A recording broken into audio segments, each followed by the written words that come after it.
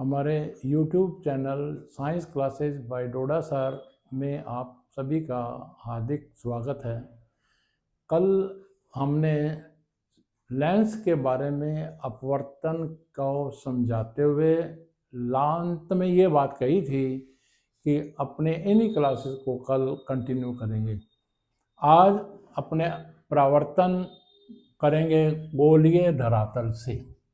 तो आज हमारा टॉपिक है गोलीय धरातल अथवा गोलीय दर्पण से परावर्तन। तो सबसे पहले हम इस गोलीय धरातल से परावर्तन के नियम के बारे में जानकारी प्राप्त करेंगे।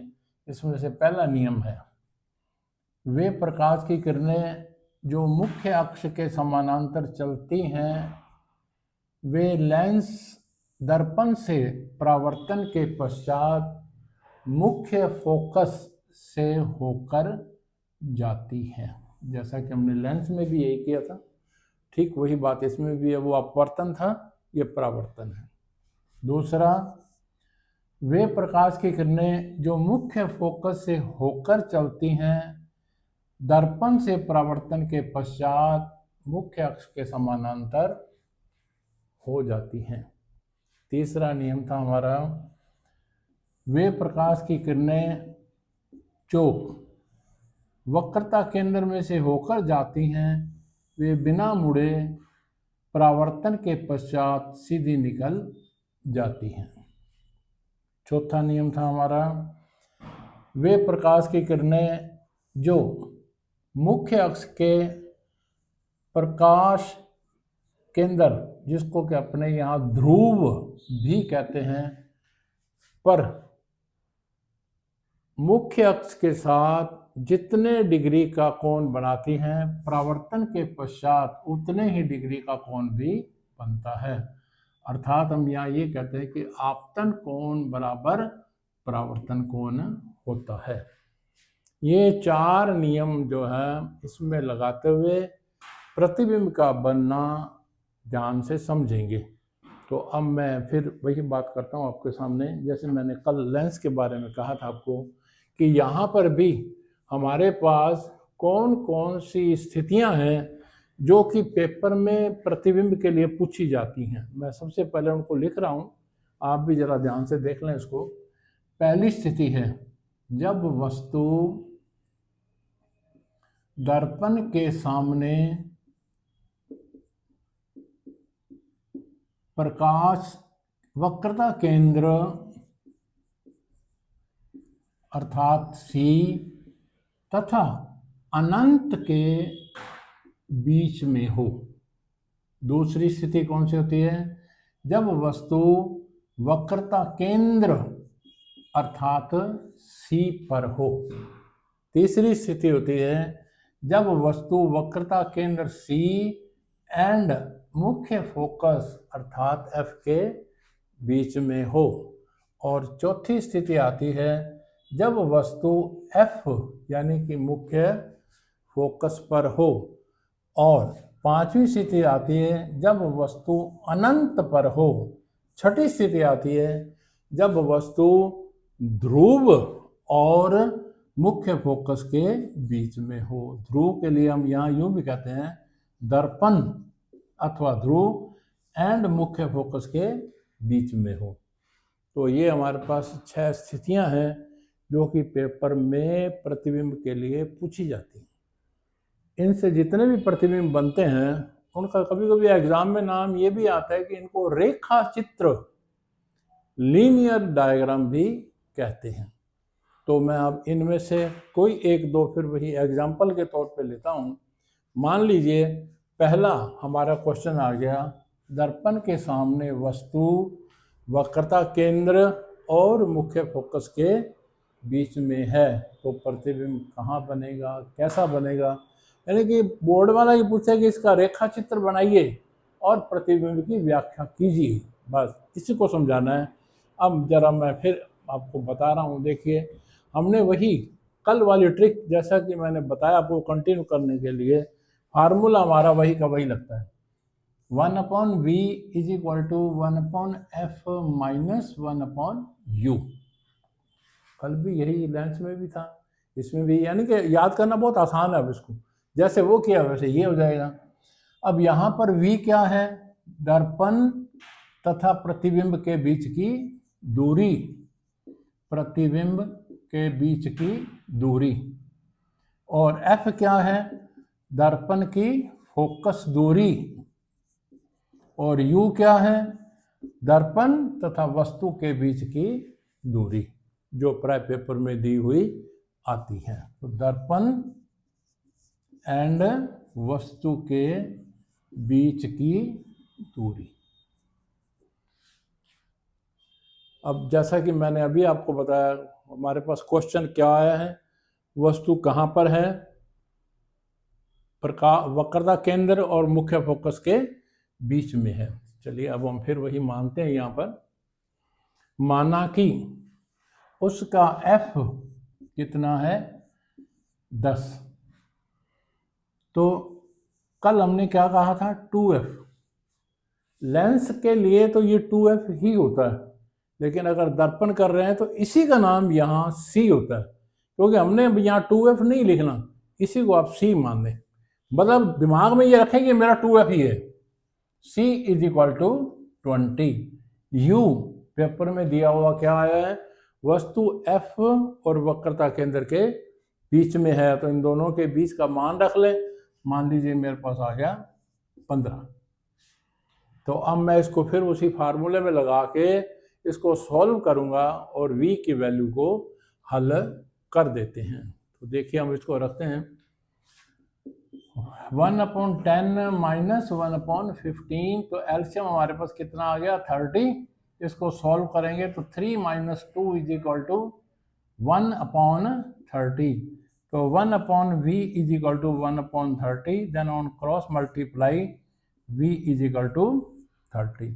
अब 30 का फिर वही मीनिंग लगा लें, जिसका f तो था 10 और c था उसका 20 और v उसका आ रहा है 30।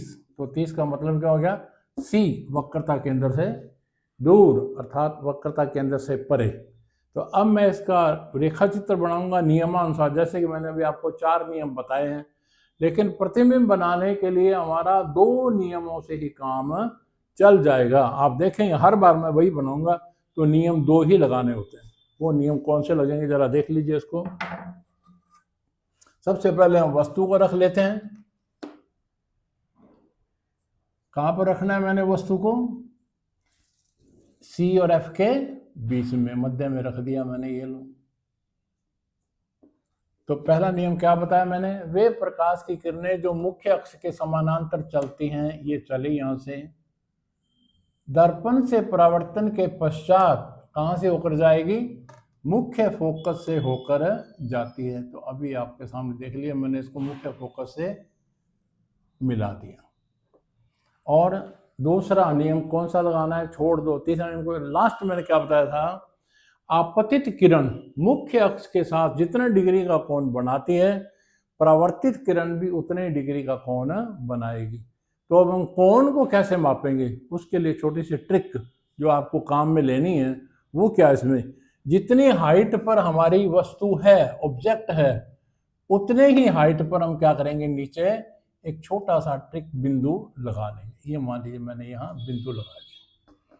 बस ये मेरा पॉइंट है जिसमें से होकर मेरे को गुजरना होगा।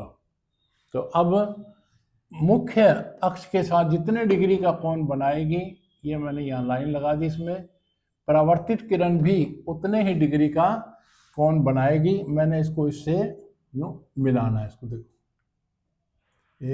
ये आपके सामने देख लीजिए, जाकर पहले वाली किरण को कहाँ काट रही है, वहीं पर वस्तु का प्रतिबिंब बनेगा। अब मैं इसको मुख्य अक्ष से मिला देता हूँ। अब आप खुद ही जरा अपनी पोजीशन को देख लें, प्रतिबिंब कहाँ बना? वक्रता केंद्र से परे। और हमारा हल भी क्या आया था? 30, यानी कि वक्रता केंद्र से परे। तो इसका मतलब हमने जो डायग्राम बनाया वो बिल्कुल ठीक, एकदम से सही बनाया है। अब हम करेंगे प्रतिबिंब की व्याख्या, क्योंकि पेपर में ये पूछा जाता है प्रतिबिंब की व्याख्या करो। तो व्याख्या में मैंने आपको बताया 3 पॉइंट्स होते हैं। सबसे पहला क्या होता है, प्रतिबिंब का स्थान। तो स्थान तो आपने फार्मूले से भी देख लिया और यहाँ भी देख लिया, कहाँ बना, वक्रता केंद्र से परे। दूसरा आपको क्या देखना है, प्रतिबिंब का आकार। अब आकार को आप देख लीजिए, खुद ही कंपेयर कर लें। आपके सामने अगर ये 1.5 सेंटीमीटर है तो ये 3 सेंटीमीटर का आ रहा है, तो 3 सेंटीमीटर का मतलब क्या हो गया, आकार में बड़ा। अब आता है प्रतिबिंब की प्रकृति, अर्थात वो कैसा है। तो देखिए, जब वस्तु का जो सिर है वो तो ऊपर की ओर है, प्रतिबिंब का सिर नीचे की ओर है, इसका मतलब प्रतिबिंब कैसा है, उल्टा है। और उल्टे के साथ ही, जैसा कि मैंने लेंस में भी इस बात को रिपीट किया था, साथ में शब्द लगाना है, प्रतिबिंब कैसा बनेगा, वास्तविक बनेगा। जहाँ तक मैं समझना बहुत इजी है, आपने इसको अच्छे बारीकी से समझ भी लिया होगा। तो अब मैं एक पोजीशन और बता रहा हूँ जो कि बोर्ड में मान लीजिए आती है, तो मेरे ड्रा करने के साथ साथ आप खुद भी इसको अपना कॉपी में ड्रा करने की कोशिश करें, ताकि आपके भी यहाँ से हल हो जाए, तो आपका भी मनोबल जो है वो थोड़ा इंक्रीज हो जाएगा इसमें।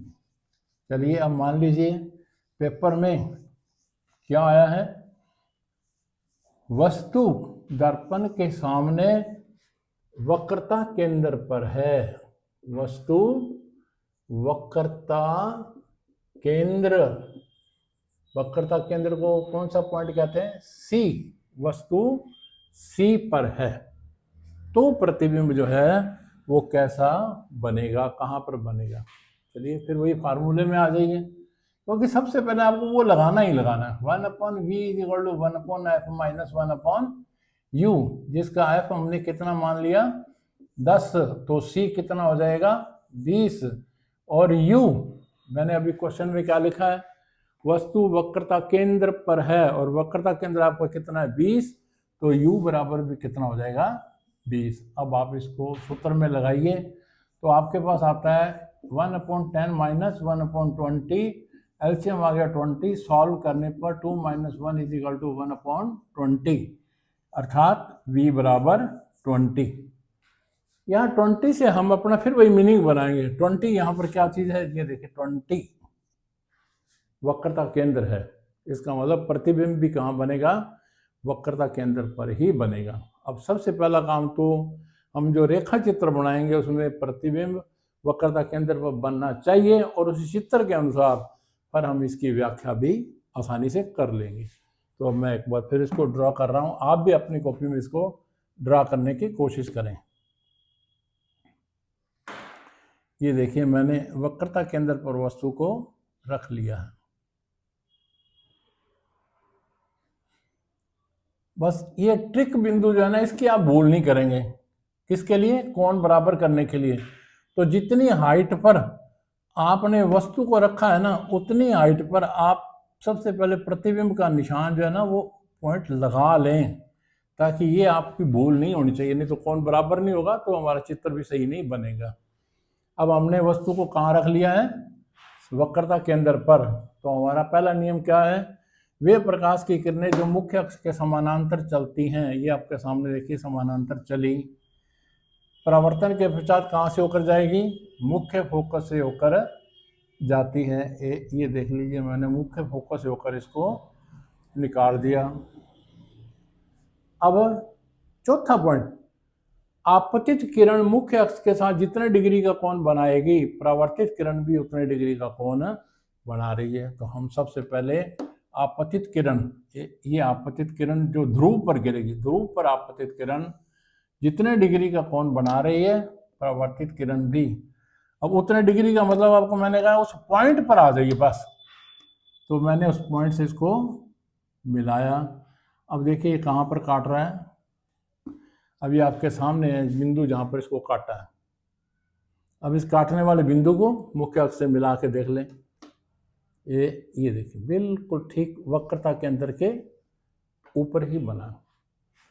अब हम करेंगे इसकी व्याख्या। देखिए फार्मूले के अनुसार हमारा प्रतिबिंब का स्थान बिल्कुल एक्यूरेट आया है। अब व्याख्या गलत नहीं हो सकती, तो व्याख्या में क्या आना है, सबसे पहले प्रतिबिंब का स्थान, स्थान तो आपने देख ही लिया, सी पर आना है। अब इसका आकार, आकार आपके सामने, आप इसको स्केल से माप लें। अगर ये 1.5 सेंटीमीटर है तो नीचे भी कितना आ रहा है, 1.5 सेंटीमीटर, तो उसका अर्थ क्या हो गया, बराबर। अर्थात प्रतिबिंब का आकार वस्तु के आकार के बराबर बनेगा। अब आती है प्रकृति। प्रकृति देख लीजिए कैसी है, वस्तु का सिर ऊपर की ओर है, प्रतिबिंब का सिर नीचे की ओर है, अर्थात कैसा बना, उल्टा। और उल्टे के साथ में फिर कौन सा शब्द लग गया, वास्तविक प्रतिबिंब। हमारा पहला रेखा चित्र जो है वो आपके सामने चित्र से वस्तु सी और एफ के बीच में थी। दूसरा हमारा जो रेखा चित्र था वो वस्तु सी वक्रता केंद्र पर थी। अब तीसरी हम करने जा रहे हैं, वस्तु कहाँ पर है, वक्रता केंद्र, यानी कि सी से परे, सी से दूर। तब हम इसका हल कैसे करेंगे, तो ये हमारा फार्मूला 1/v = 1/f - 1/u। माना कि f बराबर 10 तो c बराबर उसका 20 और u बराबर आ रहा है c से दूर, यानी कि मैं कह रहा हूँ 30। अगर हम वैल्यू को रखेंगे तो ये आ जाएगा 1/10 - 1/30। सॉल्व करेंगे तो 33 - 1 = 2/30 एंड 2/30 को सॉल्व करेंगे तो 1/15, यानी कि v की वैल्यू आ गई 15। ठीक है, फार्मूले में आपको पता लग गया।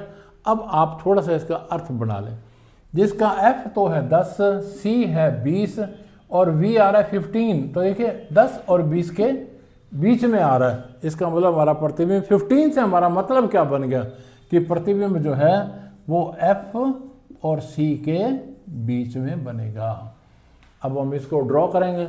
अगर हमारा इस दोनों के बीच में बन जाता है, इसका मतलब हमने बिल्कुल ठीक बनाया। नहीं तो क्या करेंगे, हम इसको छोड़ेंगे नहीं। अब देखिए पेपर में छोड़ के नहीं आना होता, पेपर में इसको दोबारा आप बनाओगे ताकि हमारा चित्र जो है वो सही बने और हमारे अंक जो हैं प्राप्तांक पूर्ण हो सके। तो अब मैं बना रहा हूँ, जरा आपके सामने देखिए इसको। वस्तु मेरे को कहाँ रखनी है, सी से परे, ये मैंने सी से परे रख दिया। अब पहला नियम क्या है, वे प्रकाश की किरणें जो मुख्य अक्ष के समानांतर चलती हैं, ध्यान से देख लें इसको, वे दर्पण से परावर्तन के पश्चात कहाँ से होकर जाएंगी, मुख्य फोकस से होकर जाती। ये मुख्य फोकस से होकर चलेगी। अब देखिए मैंने अब फिर कौन सा बिंदु नहीं लगाया, जिसको मैं कह रहा हूँ ट्रिक बिंदु कहते हैं, जो कि हमारा आपतन और परावर्तन कोण को बराबर करेगा।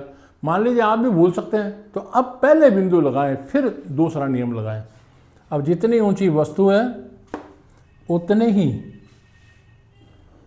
ये मैंने ये बिंदु हल्का सा लगाना है ताकि कॉपी जांचने वाला भी इसको पकड़ ना सके, भी ये ट्रिक लगाई है इस बच्चे ने। तो अब हमारा नियम, ध्रुव पर आपतित किरण जितने डिग्री का कोण बनाती है, समझ में आ रहा होगा, ये देख लीजिए यहाँ पर, ध्रुव पर आपतित किरण जितने डिग्री का कोण बनाती है, परावर्तित उतना ही, तो उतना करने के लिए मेरे को ट्रिक को यूज़ करना है। ये मैंने ट्रिक को यूज़ किया यहाँ। अब देख लीजिए आपके सामने मैं लाइन लगा रहा हूँ। अब इसने पहले वाली लाइन को जहाँ काट दिया, अब आपके सामने देखो ये काटने का बिंदु है, तो मैं इसको मुख्य अक्ष से मिला देता हूँ। देखो आपके सामने C और F कहाँ बना, C और F के बीच में बना, और यहाँ भी आप क्या देख रहे थे, कहाँ बना, C और F के। इसका मतलब हमने पोजीशन बिल्कुल सही एक्यूरेट ड्रॉ कर ली है। अब तो सिर्फ व्याख्या रह जाती है, तो व्याख्या में लेंगे, स्थान का पता लग गया आपको। अब आकार के बारे में देख लें। आकार से आपको अनुमान हो रहा है, देखिए ये कैसा है, छोटा। अगर आपको बिल्कुल थोड़ा अंतर हो ना, तो आप स्केल से इसको मेजर कर लें, कहीं ये ना हो मान लो वो थोड़ा अंतर और आप बराबर लिख दूं, ऐसा नहीं करना।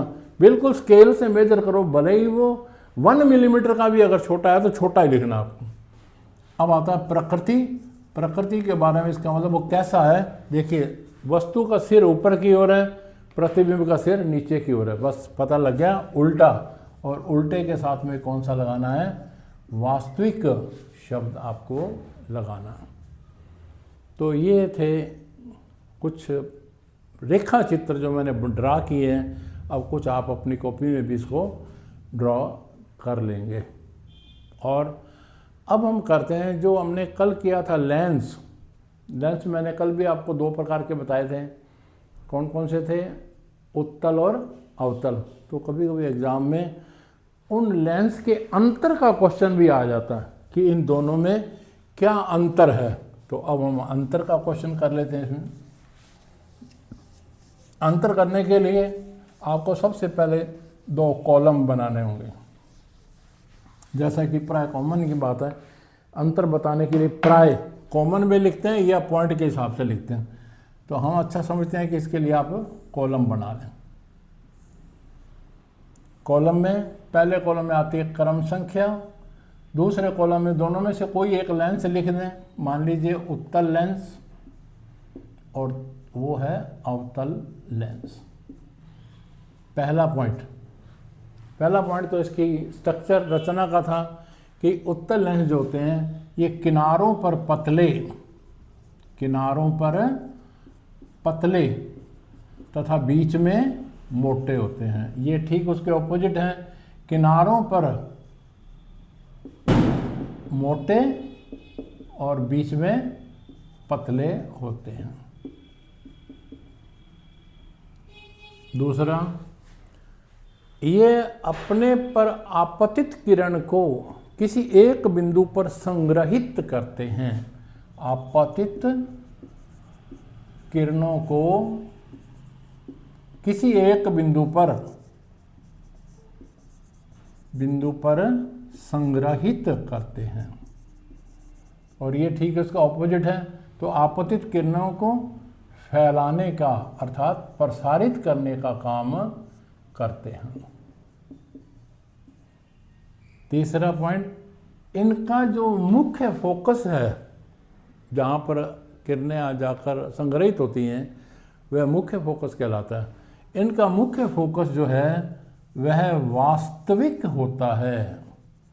मुख्य फोकस वास्तविक, जबकि इनका ऑपोजिट है, इनका मुख्य फोकस आभासी होता है।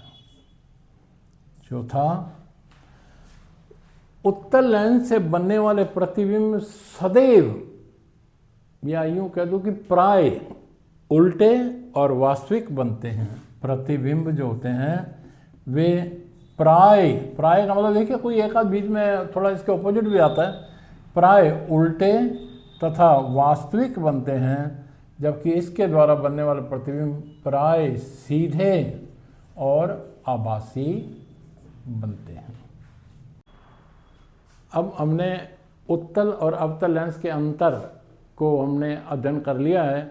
आज हम इसको यहीं पर अपने टॉपिक को स्टॉप करते हुए कल इसी चैप्टर से संबंधित आगे कंटिन्यू करेंगे। और अगर आपको ये हमारा पढ़ाना बहुत अच्छा लगा है तो आप इसको लाइक करें, सब्सक्राइब करें और शेयर करने का श्रम करें। धन्यवाद।